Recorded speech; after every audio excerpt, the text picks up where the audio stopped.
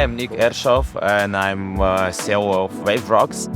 And we do a mind tracker device and a wellness app based on the EEG monitoring technology that help people to combat stress, cope with their stress, gain productivity. And I'm very optimistic about the future because I don't believe that you can work in such a startup not being an optimist about the future, just because of it.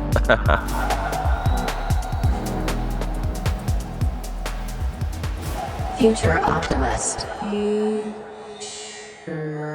Welcome to the show. Great to have you here. Thank you. I have to caution the audience that we have to say something at the start of this episode, which is that you have a strong background in advertising and marketing, which means that you cannot be trusted.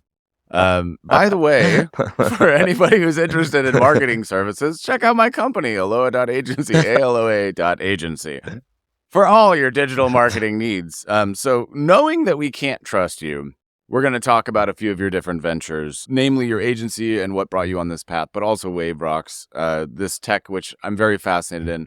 We've talked to a number of people on this show who are doing things in the brain space, from controlling the brain to monitoring the brain to helping you with stress to focus. I've had several guests in the space. It's something that I'm very, very interested in as part of thinking about the future.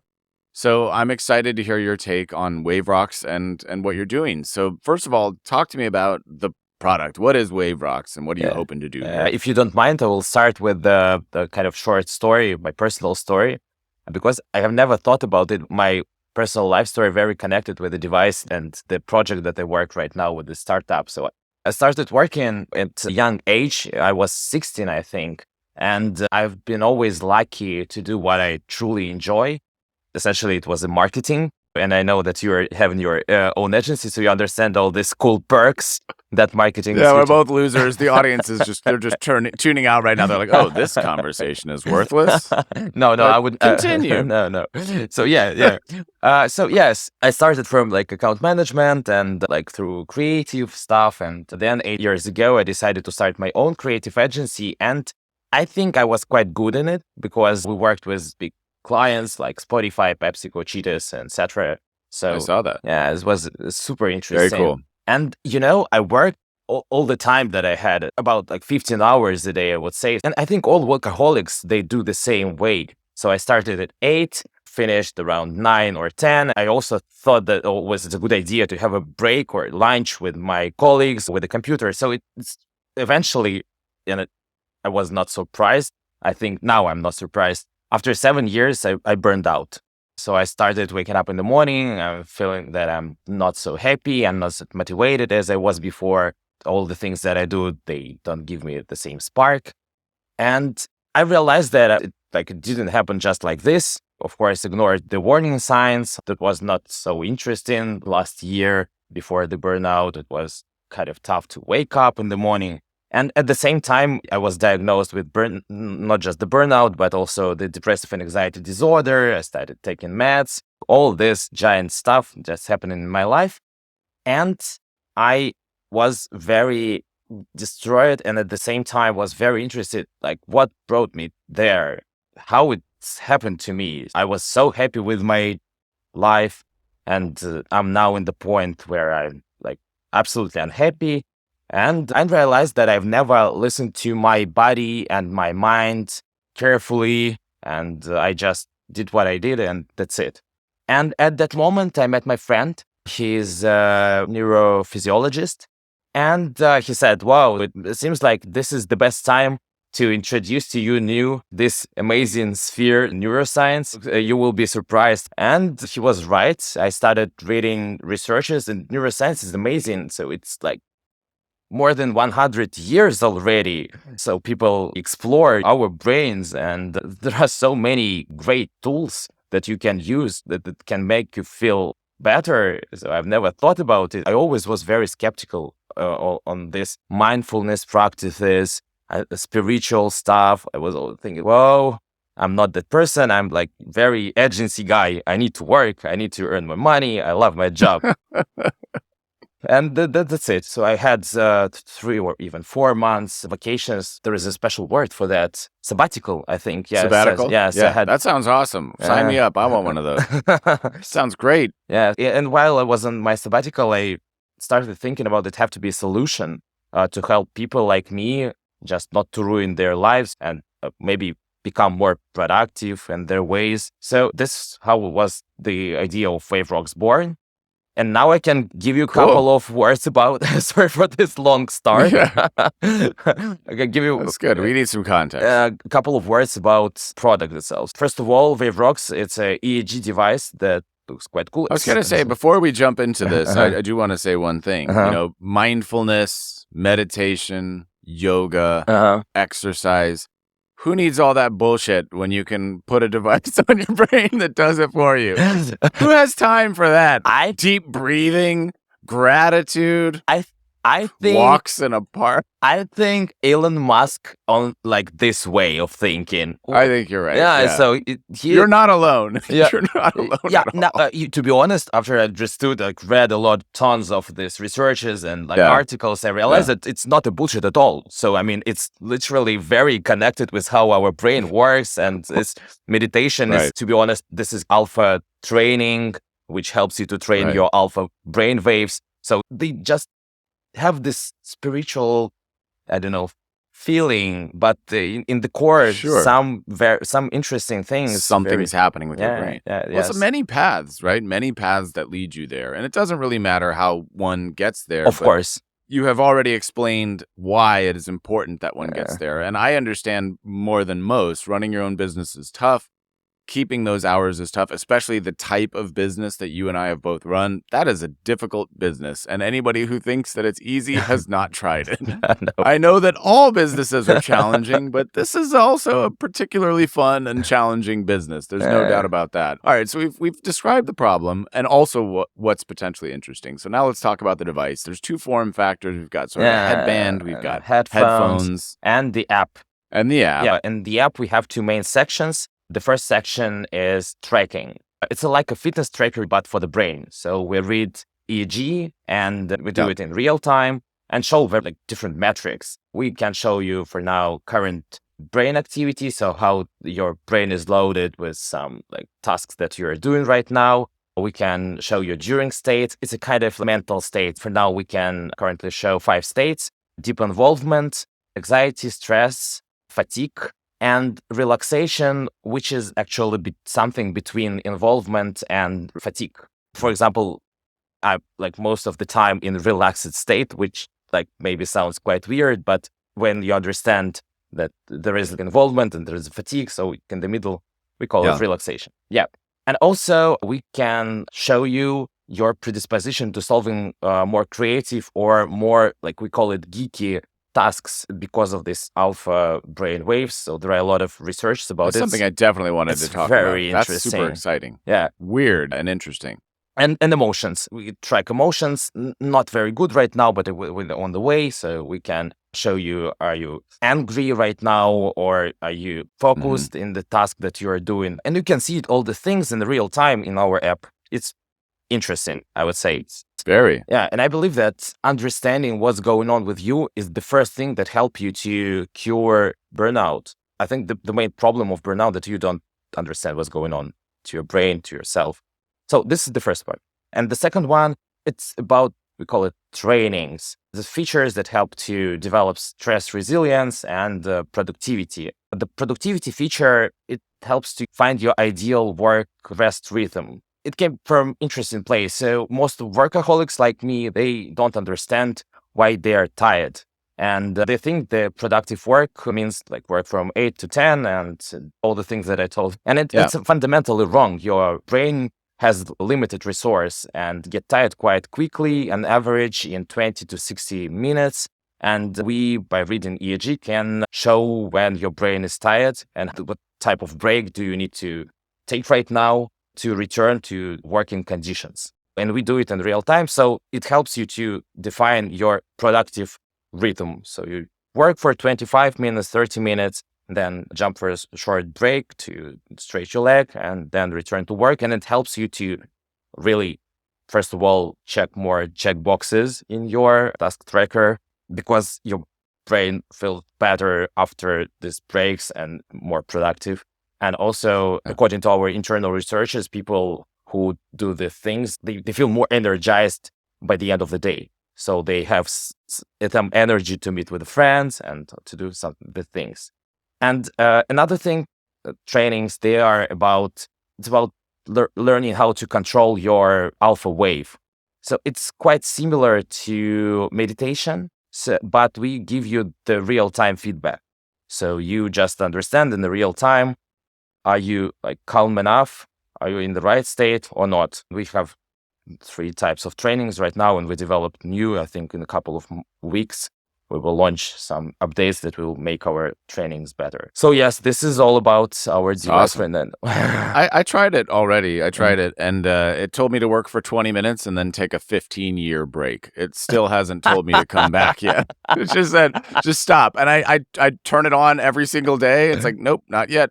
Not yet. Stop not it. Yet. Stop it. Just don't work. Stop working. But that is kind of, that's the issue that we're all dealing with. We know that burnout is a hot topic, maybe more so in some cultures than in the US or other cultures. But burnout is definitely a buzzword that we're all very familiar with, obviously. But many people feel like there's nothing that they can do. And I've felt trapped. We've all felt trapped, especially if you've got a client or your own business. You think, oh, I know I shouldn't be working 15 hours a day, but I don't really have a choice because I have to finish this and I have to pay my bills and I have to take care of my family.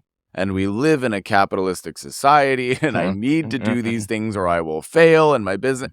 So some of our fear around burnout is based in actual truth. Some of the responsibilities that we have are real. And I think that makes it very hard for us to tell what is the right amount of self-care that I should have. How much time should I give myself? How much time should I be working? These are questions that don't necessarily have an obvious or immediate answer. And also, how not depressed should I be while I'm working on my computer 15 hours a day? Should I be happy for 15 hours in a row typing as I get tennis elbow from too much repetitive stress? There are philosophical questions here, and that's why I love talking about this kind of stuff. Totally relatable. Understand you. Yeah, had the same problem. What is the right amount of work for a human? Is it 4 days a week? Is it 5 days a week? Is it 9 to 5? Is it 9 to 4? Is it 9 to 1 and then a break? We don't really know that. We don't know this. I think that it's always about like finding something in the middle. So yeah, of course, you're interested not to burn out, not to die young.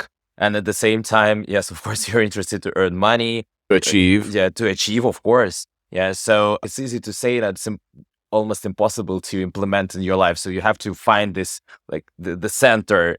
And from my personal understanding, what I got working in advertising industry and then working on this startup, I realized that to work more doesn't mean that you will earn more money. There is no straight connection. And when you understand that there is no straightforward connection between it, and start to think like about other options, let's say, so you become more powerful and your ability to say to yourself, okay, I can relax. I can relax right now. For first 20 years of work, I was thinking that I need to work more.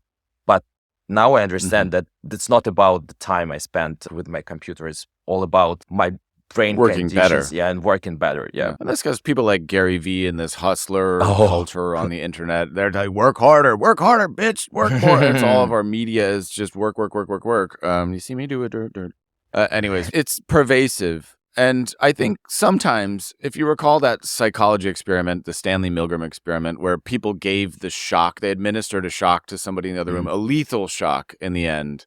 They kept pushing the button. And why did they keep pushing that button? Because somebody in a lab coat told them it was okay. They hear screaming in the other room. They say, stop. And then somebody in a lab coat says, no, it's okay. Push the button. And then they push the button, right?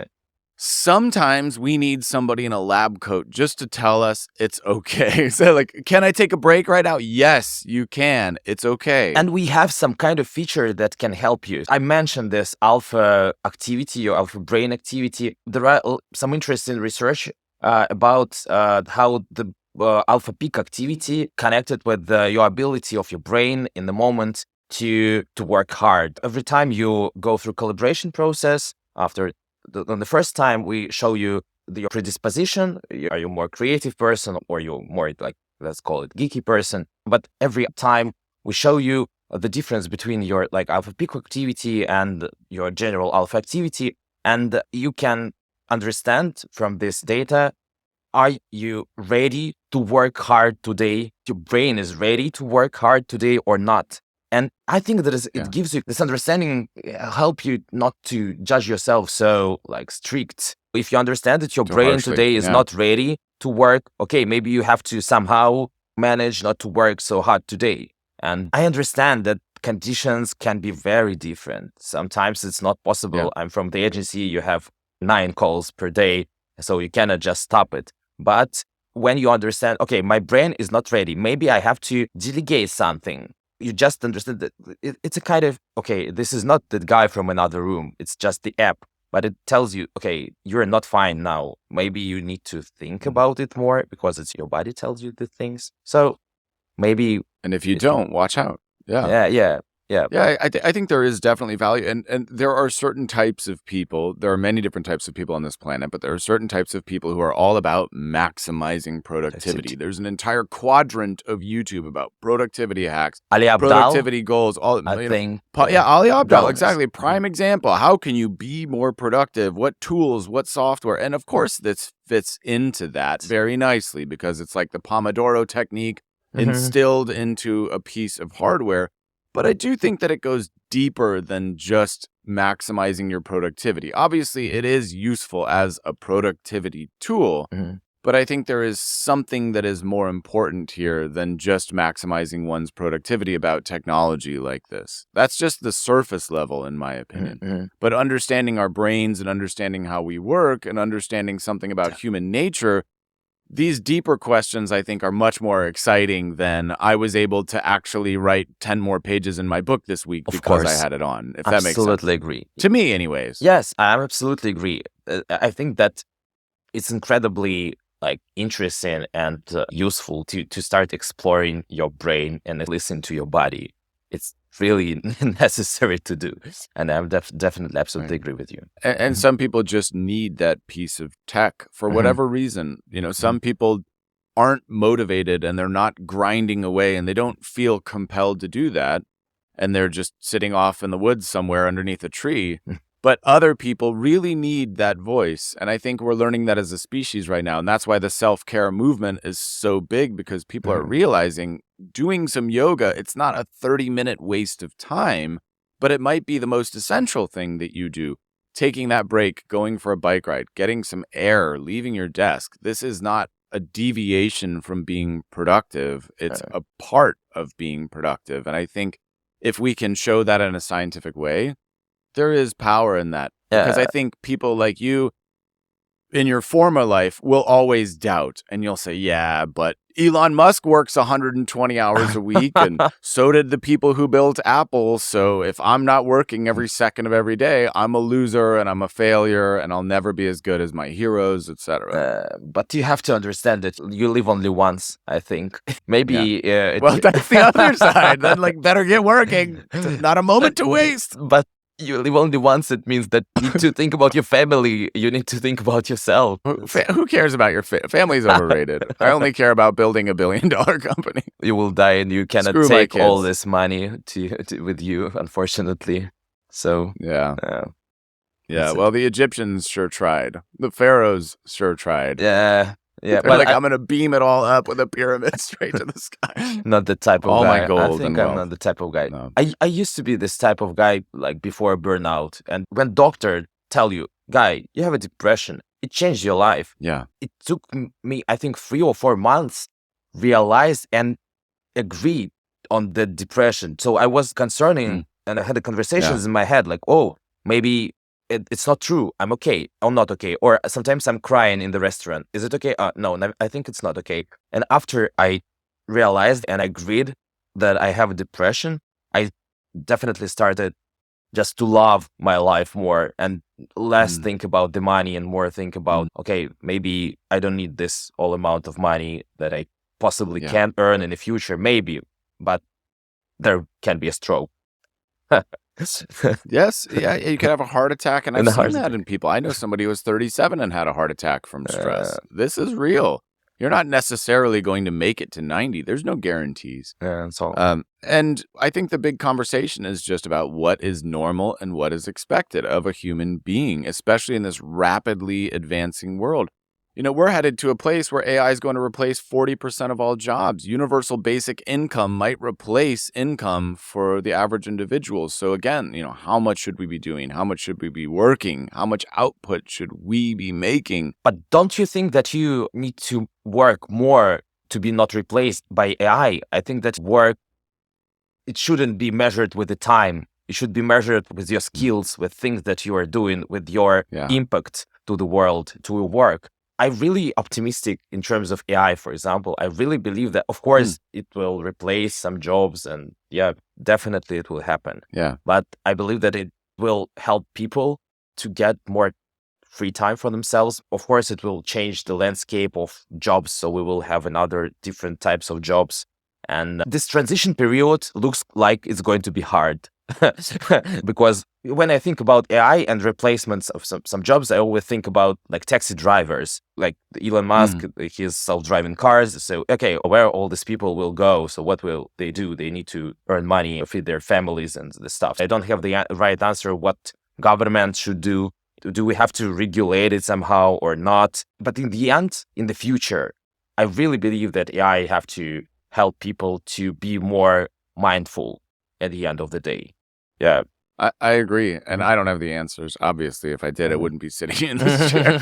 I would also be under that tree, just, I would just be relaxed in a constant state of Zen and mindfulness and peace. But yeah, that's, and again, like the brain is sacred space, and, there's the fine line between understanding our brain and data and privacy. We don't need to go too deep into that road, but there's so many interesting philosophical arguments that are coming up in the next 10, 20 years with AI, with the brain, with data, with analytics, with hacking, so many things. Also hacking somebody's brain or socially hacking somebody's brain like TikTok is doing. It's not directly hacking your brain, but it is manipulating your brain via dopamine and providing more access. Like what happens when you hook a device like yours up to TikTok and it's like, oh, you didn't engage with that post. Here's one that's going to fire more dopamine into your brain. I mean, this stuff is happening, we're not stopping any of that. Of course, BCI can be the main hero in Black Mirror. I think we understand that it's easy. Exactly. It's easy to I love imagine. That. Yes. I believe that mindfulness and all this understanding of our personal brain, it can help quite good. So of course, I agree with you. So we can imagine that people will connect it to some devices, even like TikTok, and push people to do something right in a very basic form. Yes, I agree with you. It's possible. As a marketer, you know that companies like Coca-Cola, they've been doing scans of people with their commercials for years to make sure that like to see how it reacts to your brain.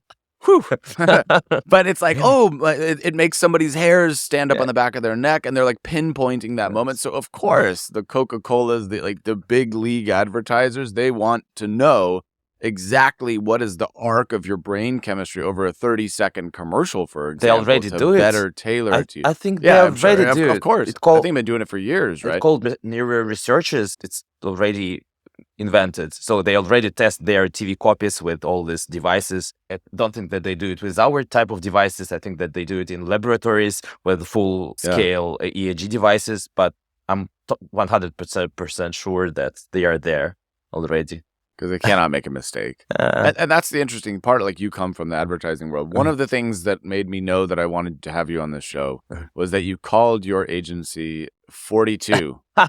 So as soon as I saw that, I knew I had to talk to you. Yeah. How did you come up? And I love that you use the marketing copy. The answer to Life, Universe, and everything is, the answer to everything is your agency. When did you become a fan of Douglas Adams?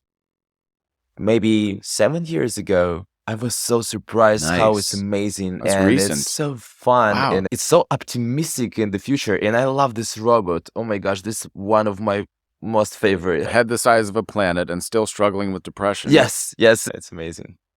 I read it And when I was in middle school, and that book changed my life. I've Mhm, always been interested in the future, and that's why this mhm. show is what it is. But that book is a pivotal stepping stone in my progression towards an interest in the future. I read it in middle school, and I think I reread it. I just loved it so Uh, much. yeah. You know, I'm It's from just, he was a copywriting. genius. Yeah, it's absolutely genius. So I used to be copywriter. So when I decided to jump Yeah. from accounting, from management stuff to creative stuff, I like the language and how the words used. So it's so incredibly emotional and fun Really. and sad sometimes. So you just go, Yeah. yeah. And of course, it's amazing perspective of the future. I know that Elon Musk or someone or Peter Thiel, somebody said that they have this book on their table. It's one of the all-time great human works of literature, like Shakespeare. He's right up. It's just the universe, or like people like J.R. Tolkien. They like Lord of the Rings. Douglas Adams is my Tolkien. I prefer it. That's my world. Yeah, I agree You with can you. have your orcs and hobbits and all that old And timey stuff. I want this future stuff. and your own language. That's I my think the jam. most interesting thing Yes. about Hobbit was like invented special language, and it's incredibly amazing about this book. But it's not my cup of tea at the end of the day, too. Yeah, So. yeah, exactly. We connect on that. We have a lot in common. So as we kind of wrap up this discussion on the website, some of the claims that you have on the website of Waverox, which, by the way, I'm very honored that you're sending me one. I can't wait to try this and experience it for myself. Yeah, I will be very it's going to be happy. awesome to see.